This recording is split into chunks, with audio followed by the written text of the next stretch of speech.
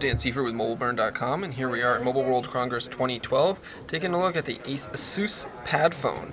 The PadPhone has been talked about by ASUS for a long time now, but we're finally seeing a final design of the product itself. Now, the whole device, it comes in three parts, or it's comprised of three parts, and for starters, what we have here is the phone section of it. The PadPhone itself, it's got a 4.3-inch QHD display, so it's 540 by 960 pixels. It's a Super AMOLED display, so it's got very vibrant colors and great viewing angles, as you can see here. It's powered by a dual-core 1.5 gigahertz processor. It's very fast and snappy in our quick tests here, and it's running Android 4.0 Ice Cream Sandwich. Taking a look at the rest of the hardware, we've got a very thin profile here on the side. We've got connectors for micro USB charging, a unique HDMI port it seems, and then charging contacts over here, and we'll see how those work in just a moment. If we take a look at the back, we've got a nice textured back finish with an 8 megapixel autofocus camera, an LED flash. And then over here on the other side, you've got your volume up and down rockers. The whole phone has kind of a tapered finish to it, which is nice and feels good in your hand, and it fits your hand nicely. But then at the top, we've got a power sleep unlock key, as well as a 3.5mm headphone jack. Now, we've only looked at 1/3 of the story of the PadPhone. The next part is actually the PadPhone Station. And what that is a 10.1-inch tablet device that the PadPhone itself docks in. The PadPhone's processor powers the tablet. So the tablet is really just a dock and a battery with a screen attached to it. So what you do is you take the PadPhone itself and you dock it in the PadPhone Station, like so. You can see the connectors lining up here. Push it until it clicks, and then we close the door.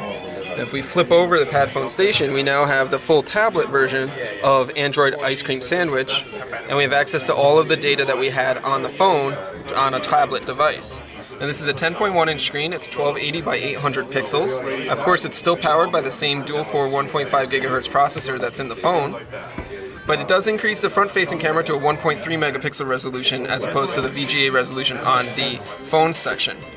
If we take a look at the back here, we can see that the phone's camera and LED flash shine through, so you have full access to the 8 megapixel camera. And then you also have external speakers here on the back, both sides here. The tablet itself is fairly thick for tablets these days, as it does accommodate the phone, but it's not so thick that it's unwieldy to hold in your hand. If we take a look at the top here, we've got the power sleep unlock key, as well as the latch to open the door that holds the phone. The left-hand side is home to the volume up and down rocker, as well as a 3.5mm headphone jack. Now you see the dock at the bottom of the PadPhone Station. What that does, it docks into the third portion of the PadPhone story, and that is a full keyboard dock. And what happens here is that PadPhone Station docks into the full keyboard dock, and now we have a full laptop that runs Android 4.0 Ice Cream Sandwich. Unfortunately, this portion here is non-functioning in our demo here, so we don't have access to the touchpad or many of the functions of the keyboard. But what it does is it gives you the full laptop experience starting from your phone. Again, this is all powered by the same 1.5 gigahertz processor that's in the phone itself. This tablet does close, and we can see, you can get a look at with the keyboard dock installed. You see you've got a USB port here, and another charging port over here. Another USB port on the right-hand side, and then an SD card slot, full-size SD card slot on the keyboard dock. So there you go, that's our quick look at the ASUS PadPhone here at Mobile World Congress 2012. ASUS says that it plans to bring this to market in April of this year, and hopefully we'll be able to bring you more information on it then. For now, this is Dan Seifert with MobileBurn.com. Thanks for watching.